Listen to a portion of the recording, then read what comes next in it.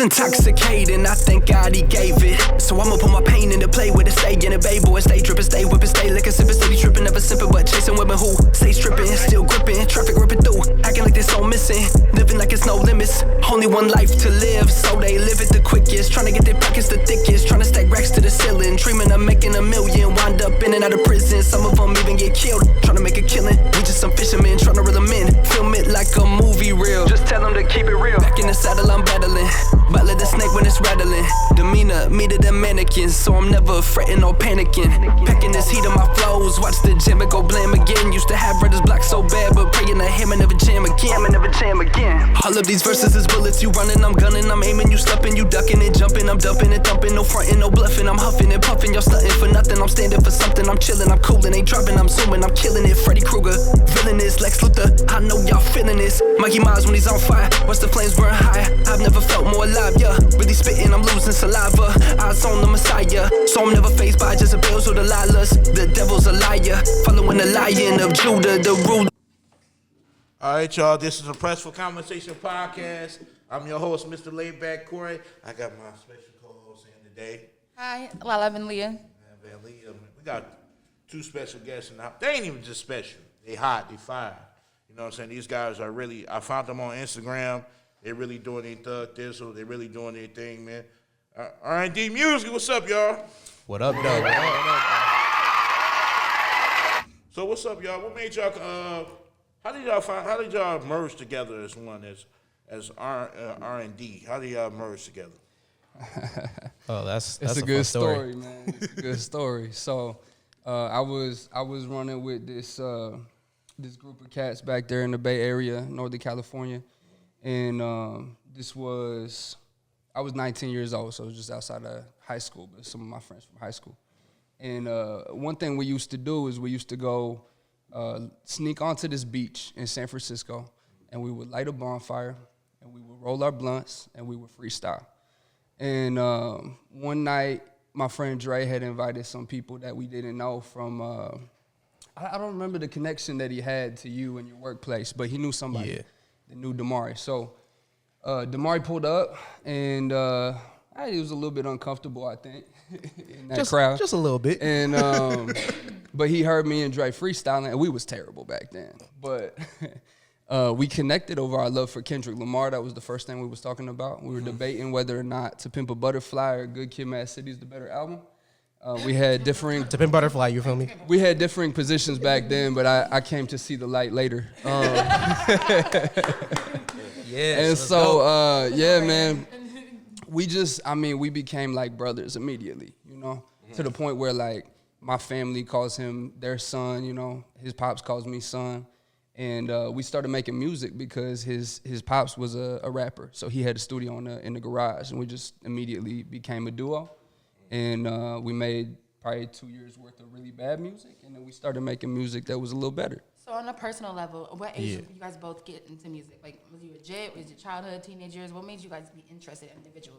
Yeah, so when I was younger, we were talking about my pops, and so that's actually my stepdad. But that man raised me. He is my father. You feel me? And so he has been in music for a really long time. His dad was a bass player at his church and in its own band, and so he grew up in music his whole life. So he got inspired to do music with his best friend when he was about our age.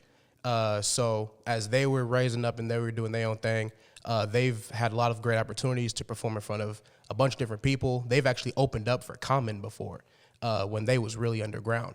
And so as I was growing up and listening to his music as he's playing it on the way to drop me off at school, I'm 6 years old, just bumming in the back to just whatever. I'm sitting there, I don't know any of these words, but this is fire.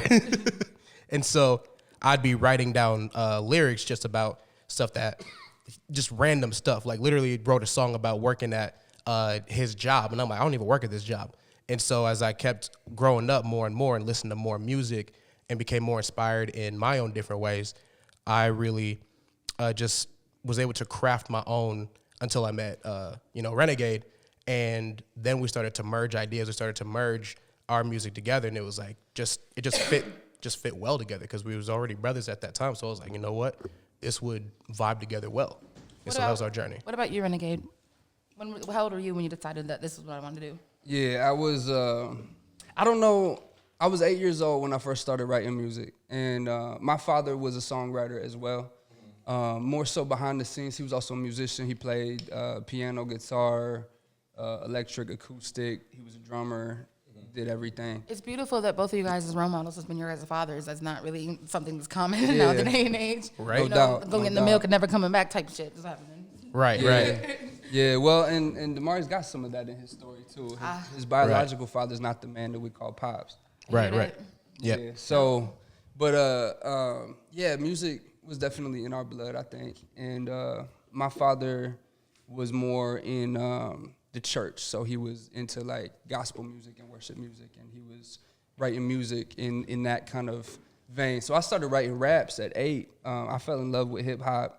Immediately, my uncle showed me some rap videos when I was younger. Is that how you guys got the church and like the godly gospel music intertwined? Was it Nah. because of your roots, or what happened that way? Nah, that's a whole nother story. Oh, yeah. So, I'll get to that in a sec. But yeah, so I was writing raps when I was 8, and it was terrible. I would just copy and paste lyrics from rappers that I was listening to, and I would change like 4 words, and I would call it my own. And yeah, I think I was probably terrible for 15 years, but but if you stick with anything long enough, right? If you stick with anything long enough, I'm confident that if there's any talent or gift within you, then you can master it. Even without talent and gift, the only losers there's no such thing as loser. The only people that don't succeed are the ones that quit. So. Yeah, yeah. facts. So we just kept writing, and eventually it got better. Right. You know what? I also tried to freestyle one time. What bad? Well, you know what I'm saying? I did it, you know what I'm saying? I was upstairs one day in my room. I tried to freestyle. It didn't work out. You know what I'm saying? You know what I'm saying? I try to write songs in the dark. You know what I'm saying? You know, you just gotta write songs in the dark. You know how that is. You know, just write it down. And, you know, I came up with a couple of verses. You know what I'm saying? They wasn't mine. They was actually. Meatball spaghetti? Yeah, something like that. You know what I'm saying? So, hey, y'all gotta excuse me. I ain't a rapper. You know, I tried. You know what I'm saying? I actually failed. So. Well, and you know, it's a lie that freestyle is real. I mean, it's a couple of rappers. Sure. Everybody goes off of like one line they think of and just keep on going. Yeah. Some people can do it off the dome, but most of the time it's pre-written or mental. Facts. Right. Yeah, what they mean when they Rap say cat. freestyle nowadays is really partial writtens or maybe multiple writtens connected together. What they mean is that it's one take live. That's what they mean when they say freestyle. That you spit it, you know, in the studio in front of, you know, Sway or whoever it is, but they knew what they were going in there with. Or maybe they freestyled a bar or two to connect 2 verses that they've already written, but Hell yeah, because I be getting brain farts and shit. Like, how the fuck I be like, the next line. 2 measures on gone by, and still thinking about the next one. I feel you. She said brain fart. How do y'all handle writer's block? Ooh, that's a good question. So, honestly, whenever I've had struggles with like writer's block, I would think about what it is that I'm trying to say and why I want to say it. So if I have something and I can't come up with a reason why I should be talking about that thing, I just move on to the next thing. I just move on and I'm like, look, we make music that's, you know, we want people to think about it. We want people to be impacted by what we say because we know that words have power. And so if the words that I'm speaking do not have any power or don't feel like I can express the power in them properly, I'm like, okay, let me move on to the next thing. What can I express that has that? And so as I find other things that resonate with me at that time, that's when I really find words that I'm like, okay, as I express these, there is something to say in here that will impact people in a way that's positive or at the very least just thought-provoking, you know? So you say you don't call your biological father your father, right? Have you wrote that in your music? Have you put that in your music a lot? So at one point I started to, and at that time it was really negative. It was a lot of anger because at the time I wasn't aware of who he was as a person. And so when I was... You got me fucked up.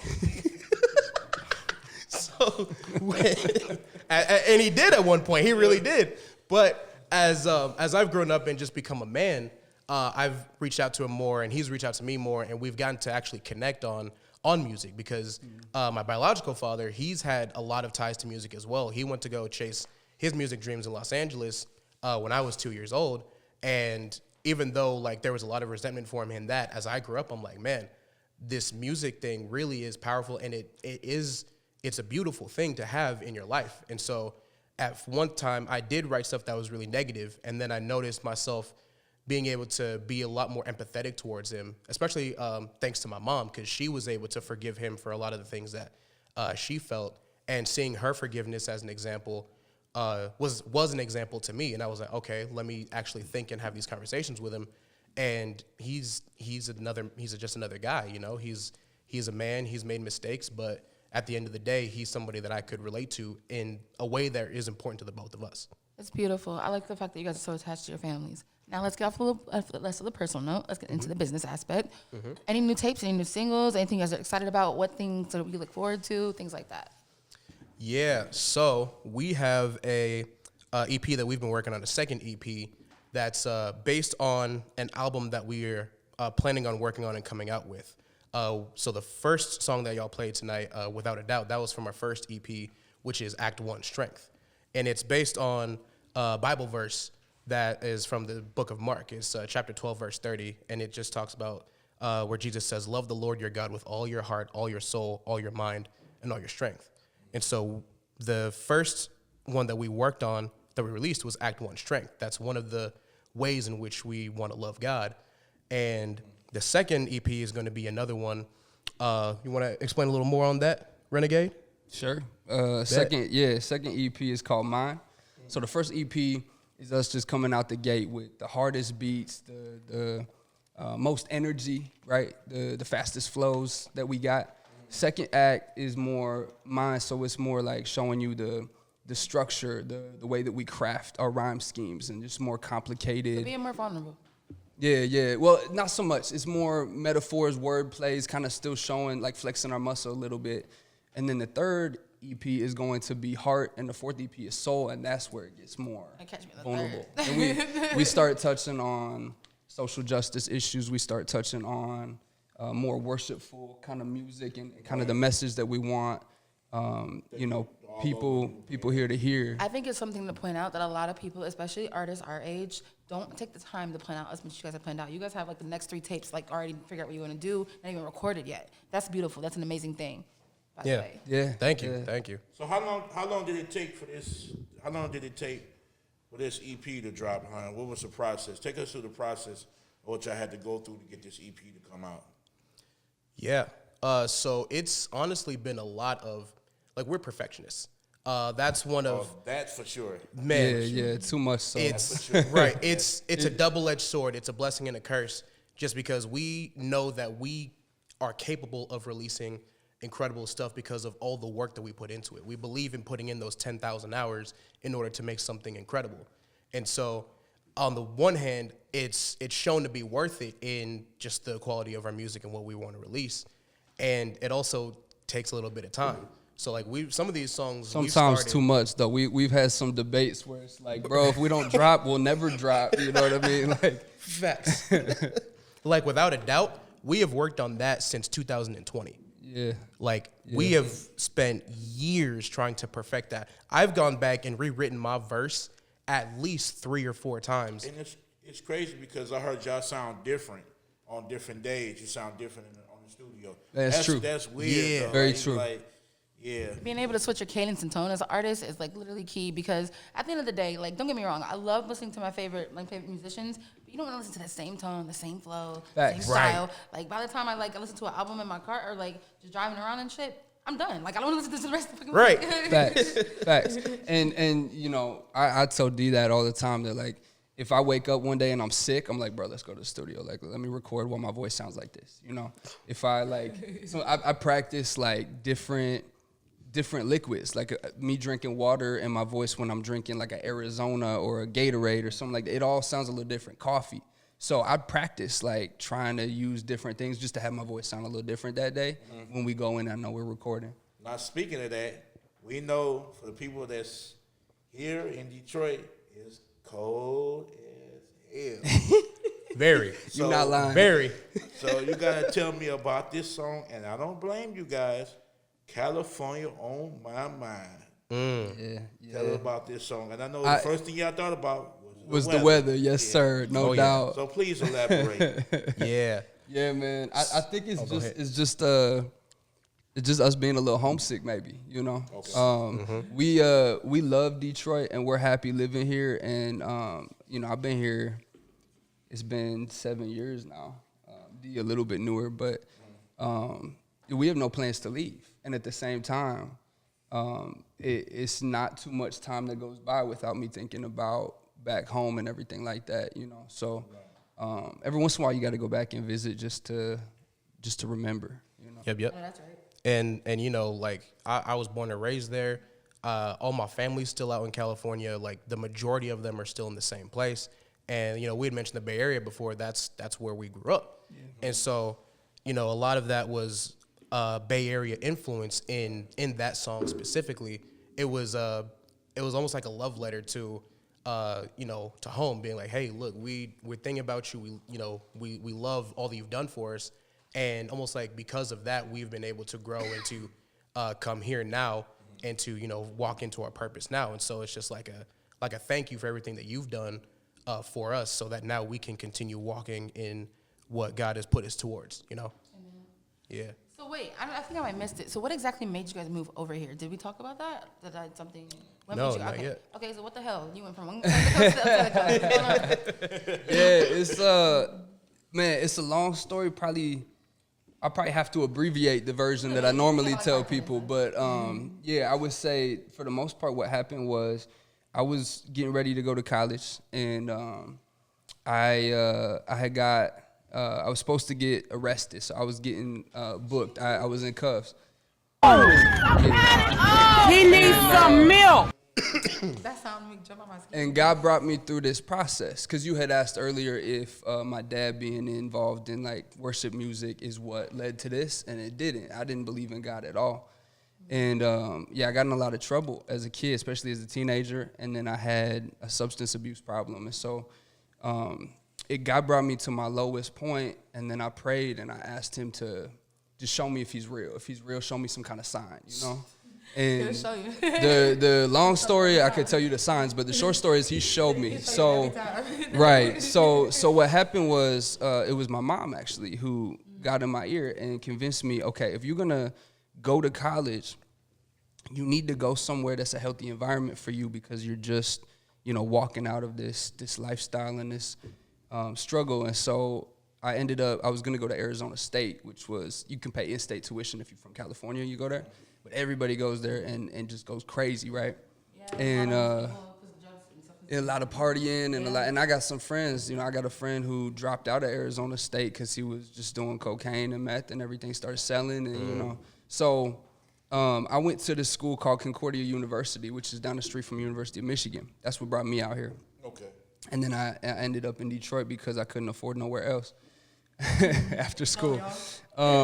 And then Demauri, he had a similar story with his faith. Yeah. So when I was living in California, I was blessed to be able to go to like a Christian school, and I got to learn about the tenets of Christianity. So I got to learn about who God was, who Jesus was, what the Bible said about everything in life. And as I was learning those things, I was growing up, I was like, okay, well, you know, this is all cool, but I don't know if I really can like live like this. And so it wasn't until I was 19 years old, literally like 4 months after I met Renegade, that I was like, okay, look, I was, you know, I wasn't going like super crazy like some of our friends, but I was still living out like a life that I didn't like as much. And so I finally felt convicted. I was like, okay, like, God, I got to change. And so then he heard that and started to change my heart for the better. And I got to actually live a life that reflected Jesus in more ways. And so as I was visiting Renegade in Michigan a couple times, I just felt a stronger calling from God, like each time, where it was like, at first I was joking around because I was like, look, you could pay like $240K for like a nice house in Ypsilanti or whatever, and you're paying $500K a year for somebody's backyard.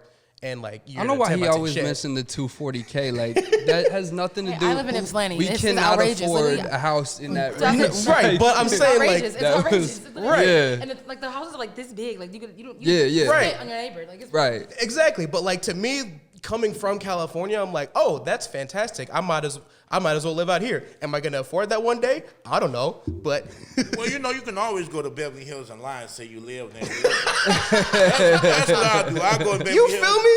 I go to Beverly. I live right here, and don't y'all say nothing about it. Don't come answer me no questions, nothing. Just know I live here. And yes, I do live next door to Big Shine. Don't lie. I go out there, I tell all type of lies. Yeah. LA.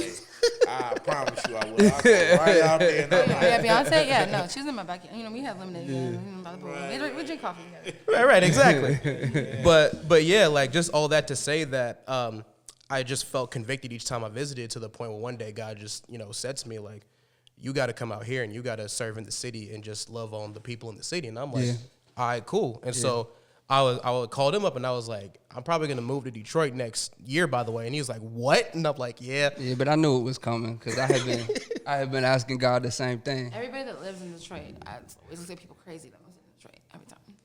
Right, but look, I was like, I'll come to Detroit. Yeah, we get that. We get that a lot. Like, what are you doing here? Right. But you know what? Talking to God is very important. Yes, Because absolutely. you have to feed your body with the Spirit. You have to feed. Yeah. It's like fruit going down the belly. It's really good when you. Yes. And people don't understand how important. Just sometimes you have to isolate yourself for prayer. You have to go isolate yourself. Meditation and prayer. There's nothing wrong with that.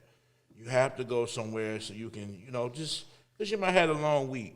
You might have something going on, but God always answers. Yes. Answers every time. It might not be when you want to, but it's gonna be when He wants to. It's gonna be at the right time. Yeah. Yep. It's like He never miss. Like He always and. We do not miss. Right, and that's He got 100% accuracy. I'm just saying. right. And that's above. So, and that's a great thing, man. Like I said, y'all do that, and because like I said, it's a lot of music that's out now. I'd be like. I just don't listen to it no more because I'm like people that got lyrical skill. It's like being in a small room. Like everybody had lyrical skill, but now it's like music is worldwide. Like the room is so broad. Like like I said, I like guys that's lyrical skill. Kendrick Lamar, J. Cole. You know what I'm saying? That's who we grew up on. Kendrick Lamar, and things of that nature. So I really don't. Like I said, I get into it and I just do things, I just love music. I love all type of music and everything. So, y'all music was really dope. Thank you. Yeah, we So appreciate y'all music that, man. it's really dope. But like I said, I got more questions for you guys. Don't go nowhere. Oh, we're not going nowhere. We're ready. Don't go nowhere. So if you had any opportunity to pick any producer to make music with, who would it be and why? Ooh. Whoa. Okay. I mean, Well, can I go first? go ahead. Look. So if I had to pick one somebody that's really just consistently had the sound that I've loved over the years, DJ Premier. Oh wow. DJ Premier, he's just got some of the most amazing beats ever. And almost every time I've listened to something that DJ Premier's produced, I'm like, what is this? Like he legit has just inspired me in a lot of ways, and like especially in crafting my flows and stuff. Even though he's just produced, I'm sitting there like, man, like I could imagine myself just listening to something and going crazy on it. So Yeah. huge inspiration. Well, I don't know if y'all been paying attention to social media, but Timberland is coming out with a new album, and he's getting, I think he said about 5 or 10 artists. Okay. So y'all might want to look into that too, because he's, like I said, he's legendary as well. You saying that it's like an open, like I you think try out for it? Yeah, I think it's on his page. You can go on there Okay. more. Wait a minute. yeah. Wait a If you minute. click on Instagram, I went on there early today. We doing that for sure. Yeah, I clicked on Instagram and on his page, and he said he's looking for artists on his new album. What about you, Renegade? What producer would you want to work with? Yeah, well, I was thinking about saying Timberland, and I think Mustard's in that conversation too. But if I had to go with somebody, honestly, I'm gonna go with somebody probably nobody would think of. But staying in Detroit, Mr. Porter. Like for me, Denon Porter, what he been doing in the more recent years, people are really, I think, sleep on the kind of level of production that he comes out with. You guys, like I said, y'all guys got that y'all lyrically skilled. Like, I like that. Y'all really care about lyrics. Y'all not just putting music out. You know what I'm saying? And when you're not doing that, it takes time. It takes time. You know, you could have like over 20 songs and only 5 songs make the cut. Right. It's more like 20 songs in one. Yeah. Right. Half of one. Right. So it really gets like that. But this, like I said, this first EP is fire. But y'all need to really, I'm telling you, it's really fire, man. Welcome to the Show was a great record too. I like that. Ooh, thank you. Oh man, y'all went nuts on that video, man. I'm like, I could tell these guys is not they in and out of Detroit because, you know, Detroit got the sound. You know what I'm saying? Yeah. But y'all got and we love that sound too. I mean, I love a lot of Detroit rappers, but I also think people think that Detroit is just the drill beats and all that stuff too. And I feel like Detroit's got such a versatile talent pool. You know what I mean? 100%. You got all you can eat with the lyricism if you listen to a Royce da 5'9", Yeah. or a Big Sean. You know what I mean? People sleep on Royce all the time. For me, he's like a top 20 lyricist all time. Yeah, Facts. Man, that's crazy you say that because he is. Go ahead. I got a question while we're finishing up. It's kind of an important one to me. I always ask a lot of artists is, what do you guys consider selling out is to you in your career? What would be your guys' term And selling that's out it. And individually? that's exactly what the song "Criminal" on the new EP, which is going to drop at the end of this month, will talk about. Yep.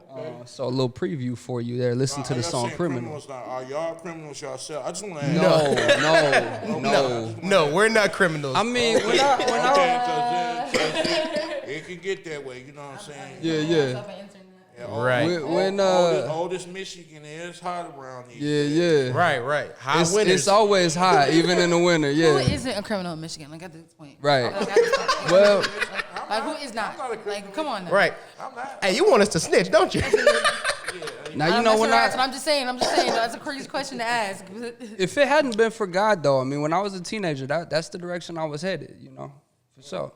But nah, the song is first person. I'm telling the story in the first verse as somebody who became, I guess you would say, a criminal. But the idea is that the music that they were listening to influenced their thoughts to the point where they started to change their character and change their habits and behave differently as a result of who they wanted to be and the status they wanted to gain and all of that.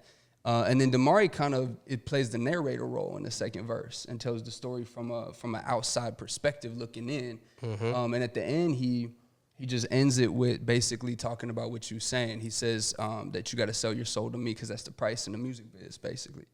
And Right. I think it's a good song for people to listen to when it comes to selling out, because I think selling out is a process. You know, it looks different, but basically, if you giving up who you are to fit who you want to be based on, you know, fame or based on, usually it's for status, is what we care about, what other people think about us, then that's selling out. Yeah. The loss of integrity is what leads to selling out. Like if like we want to stand on, you know, the Lord's business, like in Without a Doubt, like in the chorus, like walk your talk, don't cause me strife. My Father's will is what I'm about. Yeah. You know, we want to be about that. And to us, selling out is like just losing that principle of what do you stand on, and why is that important to you? And it's authenticity, right? Like you gotta be about what you say. We were talking about Drake earlier, and what I was saying about that. It's so many street rappers that rap about things they don't do, but then they encourage people who listen to the music who go out there and do it. Right, and like I'm a youth pastor. I do youth ministry. That's my job, and he does ministry in Detroit too through a group called Camp Restore. That's our day job. So all we do is deal with people in the community who are kind of dealing with the ramifications of that, because their idols, their heroes that they're growing up with are teaching them to do stuff that in a lot of cases those people didn't even really do like that. Okay, cool. I got to ask y'all this question. Oh, absolutely. And this is going to be a really great question. I really want y'all to really think on this one. What's the difference between good music and great music? Well, I think it's subjective too, right? Yeah. I mean, everybody ain't gonna like the same stuff, so there's definitely that element to it. But for me, great music has got to hit you. Great music has got to change who you are, I think.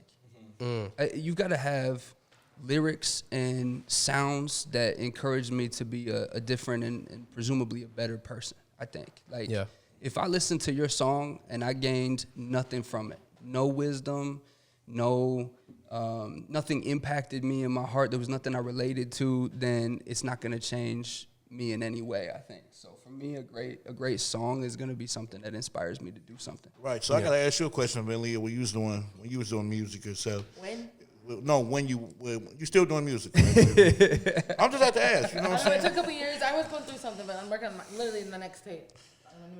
Yeah, because I don't know why you stopped. Because that song you put out was nice. I like that little record. So is it hard for you to listen to music? You know, when you were doing your music, it's hard to listen to other people's music as well. That's crazy you say that. Honestly, when I say my peers' music, it is sometimes hard for me to listen to it. I really not always was interested in it, but other people's, like my idols, I could always bang that shit. But the reason why it was hard for me to listen to other people's music is because I seen the person, and then I seen their ego, and I seen it shoved in my face. Like, what you see with me is what you get. And then I see my friend who acts like an entirely different person, just to put on a song, just to look cool, you know what I mean? I'm like, this is bullshit. I'm sorry, that's not who you are. That's crazy because it seems like the biggest supporters be from strangers. And y'all friends and family, they be like, well, I know what you do. I ain't gonna even. You'll be surprised you don't listen to your music. They be, I heard you keep putting out that music. You don't even listen to the music I put out. I spent 8 hours recording one song. I'm like, here, Granny, look. She like, it's crazy. Strangers be more bigger supporters than our family. No doubt. Like, no doubt. We got blood relatives and friends that we've sent the music to who have never pressed play. And then we got some, just today we were talking about it. It's 2 people that posted on their story one of his songs that it's no reason why this person would be sharing our music except that they really like the music. We will never meet them, have never met them. Right. And that's why, we were talking about our dads earlier. Like, I'm thankful for Pops because he's the one that he's almost like another promoter for us. Yeah. He's listened to our music and he's walked us through the process ever since we were, 18, 19 years old and spitting some of like the worst garbage that you could ever hear. and so watching us go from that to where we are now and only getting better, like he's been the one that's been supporting us as well. Like, and it'd be like, let me send this to my homeboy. Let me send this to this, that. Because he got 20 years worth of connects built up in the industry. And that is so great. But one thing I got to tell y'all, there's nothing wrong with being trash. It's about what trash. You got horrible, you got amazing trash, you got trash. Hey, you know what I'm saying? There's nothing wrong with being trash and making trash music. You know what I'm saying? And you got to start somewhere, And it's like I was saying to y'all before we turned everything on too. Artistry is up to you, right? You as the artist get to make whatever you appreciate and whatever you believe in, and nobody can tell you. It's a matter of if I like it or not, right? Well, but nobody can tell you it's trash. Don't you think music should have some type of boundaries though? Like where's the creation part of that? Like you should have some type of boundary. Like don't disrespect the art. Like find some way to create something. Like you said, if I listen to your song and I don't get nothing out of it, like for instance, I'm gonna give y'all a record. Michael Jackson's Thriller. Record been out for years. You can still get the visualized off the record 20 years from now. If I can listen to your song 20 years from now and get a vision and like telling the story, I mean you did your job. Yeah. Hey, so but like I said, we appreciate y'all from coming through. Is there any question you got, VInlea, for you? No, I just really appreciate meeting you guys. It was really dope. Hey, and thank y'all for having us. This is great. Appreciate that. Yeah, for sure, man. Like I said, thank y'all so much. Yeah, we appreciate it. But for the people that's watching the Press for Conversation podcast, if y'all can look at the camera, where can they find the RND music? Yes. So we have Spotify. It's RND, all capitals. Letter R, letter N, letter D, just in case y'all needed to know that. We're on social. Leave me alone. We're on Instagram too, RND313 Music, and we're just everywhere. We're on YouTube as well. Same thing, RND Music 313. Yeah. Next show is March 29th, halftime show for the Motor City Cruise game at Wayne State. Come out. Perfect.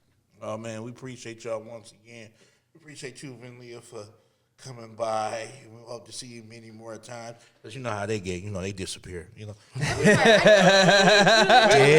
time you asked me to come out, I came out. I don't know what you're talking about. Okay, last time they canceled. You got the crowd listening, but no, it's facts. But like I said, y'all, this is the Press for Conversation podcast. I'm your host, Mr. Laidback Corey. And like I said, man, if you ain't hit that like, comment, subscribe button. Shame on you. Your fault. But make sure you listen to these guys' record. They got a nice first EP out. Man, welcome to the show. Well, that's not the name of the EP, but that's one of the records. California on My Mind. They got a lot of songs on it. They got a lot of hot fire on it. Without a doubt, we play it early. So make sure y'all check them out. And thank y'all for coming once again. Yeah, appreciate y'all. Thank you. What up, though, Appreciate it. East Side? Yes, East Side. All Let's right. get it. Oh, and for instance, the Pistons is playing the Golden State Warriors today Yeah, I'm watching that. in the Bay Area. Yeah. And go Pistons. All right. See y'all later. Okay.